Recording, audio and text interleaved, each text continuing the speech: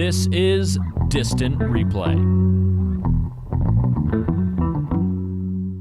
Today we're focusing our attention on Lenny Dykstra, the baseball player, part of the 86 Mets, a big favorite, I'm sure, of Mike. But he's got a laundry list of things he's done off the field. So we'll talk about him today. Mike, what made you settle on Lenny? Is this a YouTube comment request from listeners, or how do we get here? Yeah, Lenny Dykstra was a request from the listeners. Again, we read every request and we do honestly put them on a list to go through when we need episodes, ideas for episodes. And Lenny was on that list.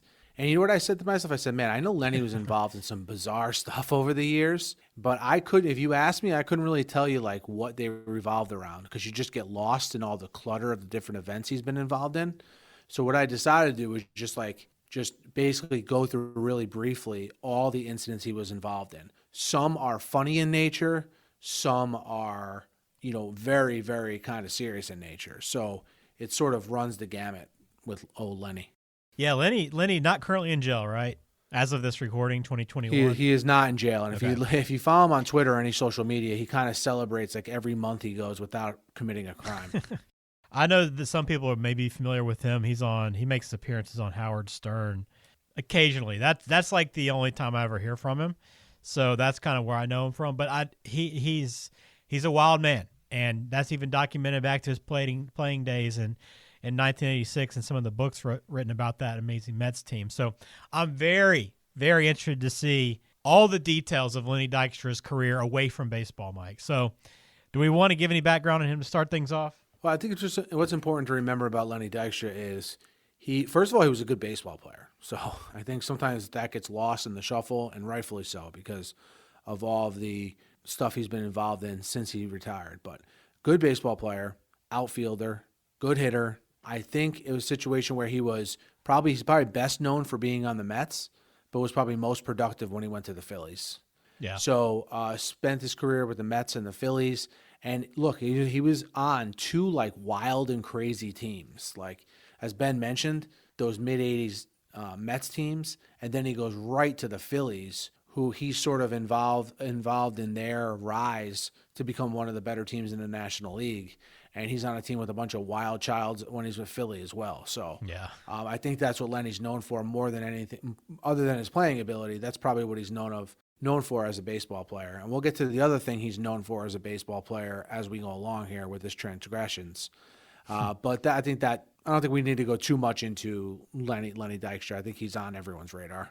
Yeah, and I guess I think of him about the Mets a little bit more just because of the World Series, because of you. But yeah, I mean, I think he ingrained himself in that Philadelphia culture quite a bit too, and seemed to really fit that image and that brand of baseball as well. Oh, for sure. Yeah, for sure. That gritty, tough, make no apologies kind of player, with the Darren Dalton and John Crux of the world and Mickey Morandini. Remember Mickey Morandini? Yeah, what a name. Can't forget that one. Yeah, of course. All right, so let's get into some of these transgressions. All right, so the first one that comes on the radar is actually in May of 91. So at this point, he's a couple years on the Phillies after being traded to the Phillies. And picture this bachelor party. They're at John Crux' bachelor party. And him and Darren Dalton, or Darren Dutch Dalton. My Harry Callis is not that great, but I love Harry Callis. All right, so him and Dutch are on the way home from Crux' bachelor party in Pennsylvania. Dijkstra, of course, did not just go there and say prayers the whole time. He was obviously living it up, having a good time. Decides to drive home, loses control of his car, hits 2 trees. Dijkstra suffered a broken collarbone, 3 broken ribs, a broken cheekbone, and a punctured lung. Jeez. Now, this is in May, so I love how we're having the bachelor party right in the middle of the season. Well, and I think anybody driving after a bachelor party is bad, number one. But I picture what was going on at this bachelor party, and the fact that these guys thought, hey, let's go jump in a car and go home. It's just ridiculous judgment. Exactly. And there's a great word you used, because when Dykstra was asked about it, he just basically blamed it on poor judgment. My bad. I guess I probably shouldn't have done that. Yeah. All right. And now next, we go a couple years here. In October of 99 is when we get the first serious allegation against Dykstra. At this point, I don't know if you know much about this, Ben, but when he retired, he did make a lot of money legitimately running car washes. I did not know that. Okay. I want to say he sold like a group of car washes for like $50 million or something. Wow. Or something like he was a legitimate operator of car washes and he sold them and made a lot of money. But in October of 99, he owns car washes and he's accused of sexually harassing a 17-year-old employee at a car wash that he owned. Basically, the teenager said that he touched her outside of her clothing. One of those things where it sounds like she was accusing him of like basically feeling her up without her consent. Right. He was cleared of those charges though. He was charged with sexual battery and child annoyance, which I think that has some kind of sexual connotation to it as well. Right. All right. So now we don't hear much from Lenny legally until 2007, but these next 5 years would be like his heyday as being in the news for all this bizarre stuff that you hear about Lenny Dykstra. All right. Okay. December 2007, he's named in the Mitchell report. Right. As for those of you who don't know or don't remember, that was a report that basically listed all of the steroid users in baseball. Okay. Lenny sort of took the opposite stance of like then every other player on that list almost and said, yeah, I did steroids. Like I was a pioneer of steroids. He even joked that he used to put HGH in his cereal when he used to play. And his justification was, look, I can make $60,000 in a normal job if I'm not willing to do steroids and the guy behind me is, or I can make $30 million taking them. Right. What would you do? Yeah. He basically presented it as a way all about keeping his job. I'm not saying he's right in justifying it that way. I'm just saying my overall point is he pretty much took a stance opposite of what every other player at that time did. Every other player famously, rejected the notion that they ever even did it, Which I actually honestly appreciate. I mean, I think that's the opinion that most people have, whether they speak that way or not, is, hey, if people are going to do it, and this means the difference between me making $2 million and me making $50 million, and I'm not hurting anyone but maybe myself, why wouldn't I do it? Yeah. Yeah. And he was, I think I've heard players since then come out and say that, but he was very front and center saying it. He was saying it from like day one. Yeah, definitely a forward thinker in that regard. Yeah. Lenny the visionary. Right, exactly. All right. So now that was in December of 2007. In 2011, we have a string of incidents here. Okay. Dijkstra's housekeeper accused him of sexual assault. She says that Lenny forced her to give him oral sex on Saturdays. No clue why Saturdays, doesn't say why, but just Saturdays. Okay. And that she only reported it to police after like Lenny owed her $2,000 in back pay and just wasn't paying her. Prosecutors decide not to file charges in this case because of a lack of evidence. Okay. 2011, he's charged with indecent exposure. So the story here was, you're seeing like a common theme here. People that work for him are, accusing him of different things. Later in 2011, he's charged with indecent exposure. Multiple females basically say this. They say Lenny would put a job posting up on Craigslist, like for like an assistant or like a secretary type position. They would show up to the interview, I think at Lenny's house or office. And part of the quote unquote interview was for them to, basically massage him.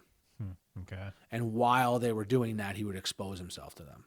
This was like multiple women who had the same story. They found cocaine. When they searched his house, they found cocaine and ecstasy in his house. So this is like kind of adding to the troubles for Lenny here. Now we have drugs involved. Yeah. He was sentenced to 9 months in jail in this case after pleading no contest. All right. Later in 2011, he's accused of writing a bad check to an escort.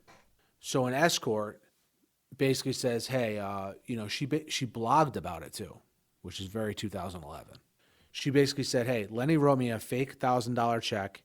And I've heard from other escorts that basically said he did the same thing to them and he even stole some of their credit cards. Jeez. So this is when you'll see a lot of the major themes of Lenny are stuff involving sexual misconduct and then stuff involving like financial fraud. Because at this time, he's starting to experience a lot of troubles financially.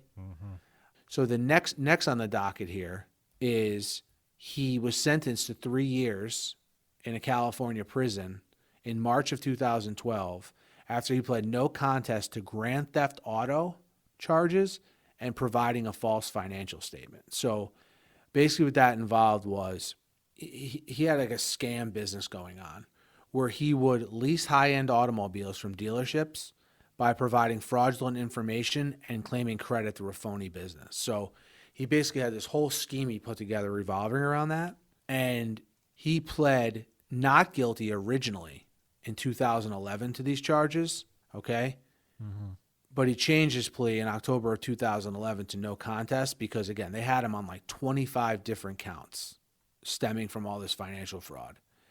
And in exchange for pleading no contest, they dropped 21 of the counts.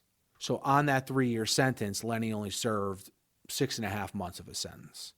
He was released from prison in July of 2013. Okay?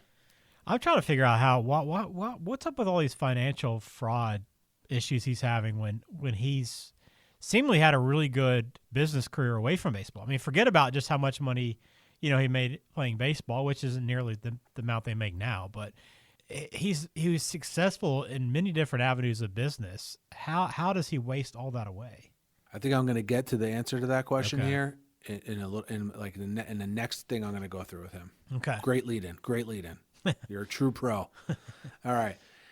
In 2012, so he has sort of the grand theft auto case that I just talked about and this federal bankruptcy case going on at the same time, all right? In 2012, okay, he basically what happened was this. He filed bankruptcy in 2009. He was then accused of removing, destroying, and selling property that was a part of the bankruptcy estate without the permission of the trustee. So I've never filed bankruptcy, obviously, but from my understanding, part of filing bankruptcy is if you're going to do anything with your estate, basically anything of value, you need to have explicit permission to do that, right? Yeah. He had listed assets of $24.6 million when he filed for bankruptcy and overall debts of $37.1 million. There goes your discrepancy here and what he's made over his career and like what his debts are. Yeah. He had a California mansion. Now, this was in the news a lot when it happened. He had a California mansion that he purchased from Wayne Gretzky that was valued at $18.5 million, and another home in Westlake Village, California, which is like a nicer neighborhood, valued at $5.4 million. So those were his assets pretty much. But then his debts, equaled $37.1 million. And what he was also accused of in that bankruptcy proceeding was he took like $400,000. This is an expensive house he lives in, the Gretzky house. He took $400,000 worth of fixtures, like fixtures, chandeliers, mirrors, appliances, a grandfather clock, and they accused him of like secretly selling them. And also he had some baseball memorabilia that, again, he was selling and pocketing the money. When that money is supposed to, if it's anything sold, you heard an estate sale or a bankruptcy sale, right? That money that is made is supposed to go towards paying off his debt. Right. But he was pocketing the money and lying about it. His prison term from this bankruptcy case, they basically ran concurrently with his 3-year sentence from the grand theft auto case. Okay. So now that sort of concludes the roller coaster 2011-2012 of Lenny Dykstra. What a 2 years. What a 2 years, man. It just seems like he was doing shady stuff for a while and it kind of all caught up to him at once. Yeah. That's the kind of feeling I got from researching it. Now, that's not it for Lenny. In 2015, he was accused of stealing $50,000 in jewelry from a porn star. God. So basically, remember that time period where Charlie Sheen was like engaged to everyone? Yeah, right. Well, he was basically engaged at one point to a porn star named Brett Rossi. And Rossi told the media that Dijkstra offered to help her sell her jewelry and that he kept everything and that when he sold her jewelry, like he kept all the money instead of like he was supposed to get like a cut of the money, but he basically stole the jewelry and just sold it. Very, very Lenny thing to be involved in. Yeah. The details on that were a little bit sketchy, but that's what I could gather from it. In 2017 now, he was accused of completely trashing a hotel room in the Hamptons. So basically, he was on a 2-night stay with a female in the Hamptons. He basically trashed the hotel room, marijuana everywhere, stole the towels and the bed sheets, and bizarrely stole the receptionist's sunglasses as well. This is unbelievable. The manager, this is funny too, the manager said his brother went down to check on Dijkstra, and like see like, hey, what's going on in your room? They were making a lot of noise. There's weed smell coming from it, all these different things. This is only a 2-night stay, by the way.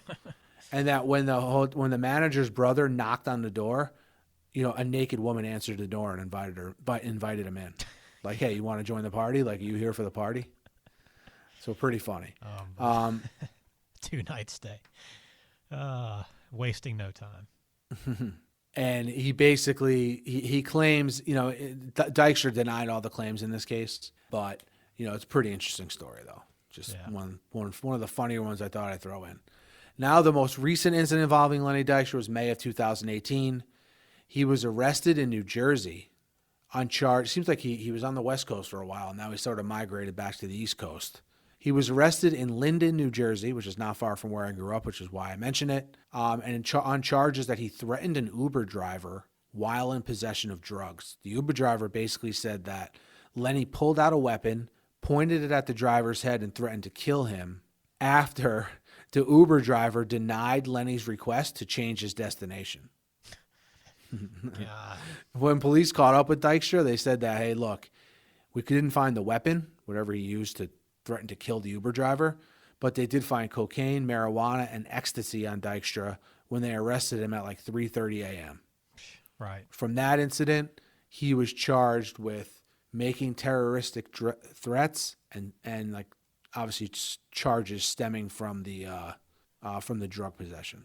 So just overall, like a crazy situation for Lenny here. Just all these different things he was involved in. And I don't know. I can't pinpoint what it is with Lenny with the bizarre behavior.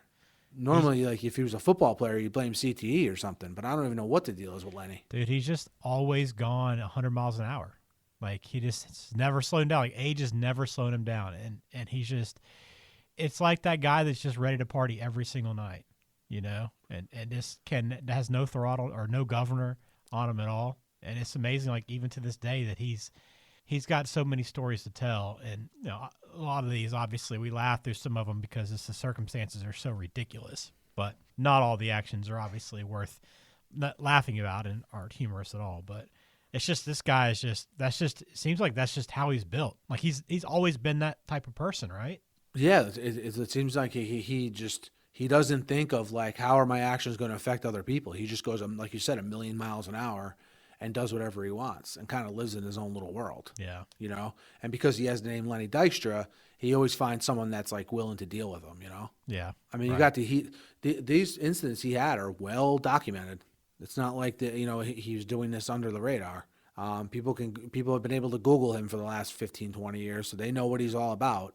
But still, he finds these little instances he gets involved in where people are still willing to hang out with him. So yeah, just bizarre behavior. And him now celebrating like every month when he goes like arrest free or whatever is even more bizarre. So bizarre.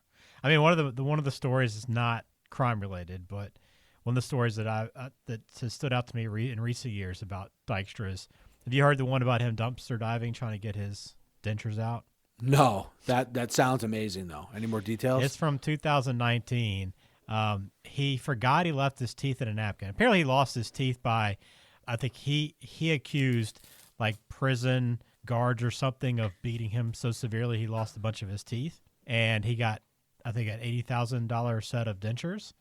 But he left them on his napkin and forgot and left, drove a couple miles away from the restaurant, Jersey Mike's, by the way, and realized he had forgotten it. So he went back, and they said they threw out all the garbage and all the napkins. And because they were $80,000, he said, I'm not leaving without these things. So he and a friend went through the dumpster behind Jersey Mike's looking for his dentures. Wow, 9 hours. What a story. He spent 9 hours there, Mike. 9 hours. 9 hours. That's the best part of the story. And for quick hits here. Number one, we're not slandering Jersey Mike's at all. Great place. Right. Would love number for them two, to sponsor the podcast. Go ahead. We love you. Yeah, call us. And secondly, I could only imagine Lenny telling that story. Right. I mean, That must have been another great part, hearing him tell the story. It, And another thing about Lenny Dykstra, are you aware that at one point people actually thought he was like a stock picking savant? yeah, I was reading about that too. Yeah. Look up Jim Cramer. Jim Cramer like vouched for him. You know, Jim Cramer, Mad Money Jim Cramer. Yeah. That's what I'm saying. Like, he seemed like he was so successful in so many different arenas, but yet had all of these financial problems. If he stuck to playing baseball, Washing cars. owning car washes, and stock picking, I guess. You'd be living the good life, man. Yeah, he'd be fine. Just had all these other urges that he couldn't control. Yeah. Man, what a lie. Honestly, I'm very surprised that he's still alive.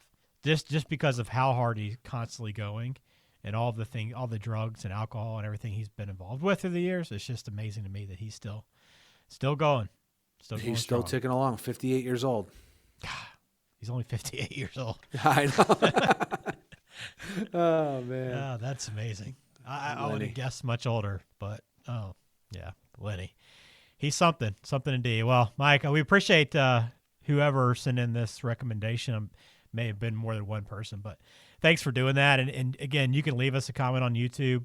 Always going through there and checking that, or hit us up on Twitter if you got something as well. Or you can send it through our website, distantreplaypodcast.com.